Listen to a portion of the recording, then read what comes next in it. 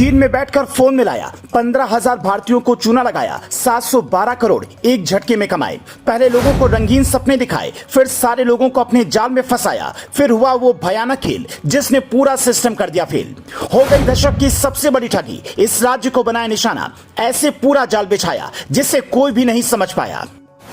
Cyber fraud करने वाले अब दूसरे देश में बैठकर भी आपको चूना लगा सकते हैं। ऐसी ही एक घटना सामने आई है जहां चीन में बैठे बैठे कुछ लोगों ने 15,000 भारतीयों को कुल 712 करोड़ रुपए का चूना लगाया। लेकिन आखिर इतना बड़ा फ्रॉड कैसे हुआ, कैसे इसके चक्कर में लोग फंसे, चलिए आपको इस हैरान करने वाली घटना की पूरी जानकारी देते हैं, साथ ही सावधान भी करते हैं कि इस तरह के जाल में आप ना फंसें।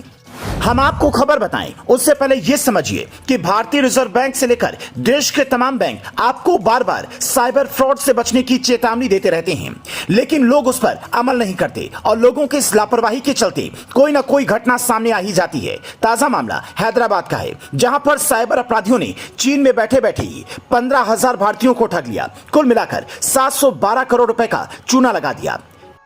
अब आप इन अपराधियों के काम करने का तरीका देखिए। इस अपराध को अंजाम देने वाले मास्टरमाइंड चीन में बैठे थे, जबकि कुछ लोग भारत में रहकर इस इन्वेस्टमेंट फ्रॉड को लीड कर रहे थे। लोगों के साथ ये धोखाधड़ी फर्जी इन्वेस्टमेंट ऐप और स्कीम के माध्यम से की जा रही थी। खबर के मुताबिक चीन में बैठे ऑपरेटर लोगों को लुभावने ऑफर देकर पैसे निवेश करवाते, इसके बाद जो पैसा आता उससे क्रिप्टो में कन्वर्ट करके दुबई के रास्ते चीन पहुंचाया जाता। धोखाधड़ी के साथ साथ ये लोग मनी लॉन्ड्रिंग को भी अंजाम दे रहे थे। इस पूरे मामले का खुलासा तब हुआ जब हैदराबाद के एक व्यक्ति ने शिकायत दर्ज कराई कि टेलीग्राम ऐप पर उसे एक पार्ट टाइम जॉब का ऑफर आया।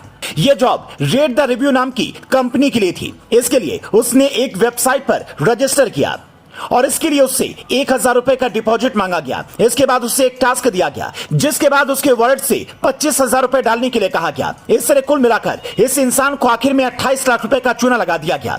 लेकिन इस मामले की छानबीन जब पुलिस ने की तो पुलिस के भी होश फाख्ता हो गए। पुलिस ने जब तफ्तीश की तो पाया कि वॉलेट में जमा कराए गए 28 लाख रुपए 6 अलग अलग खातों में ट्रांसफर किए गए हैं। उसके बाद उन्हें दुबई पहुंचाया गया और फिर उससे क्रिप्टो करेंसी खरीदी गई। इस मामले में एक आरोपी को अहमदाबाद से गिरफ्तार किया गया, जिसने चीन के लोगों के साथ 65 अकाउंट से लेन देन किया था और कुल 128 करोड़ रुपए का ट्रांजैक्शन हुआ था। कुल मिलाकर यह मामला 712 करोड़ रुपए की धोखाधड़ी का है।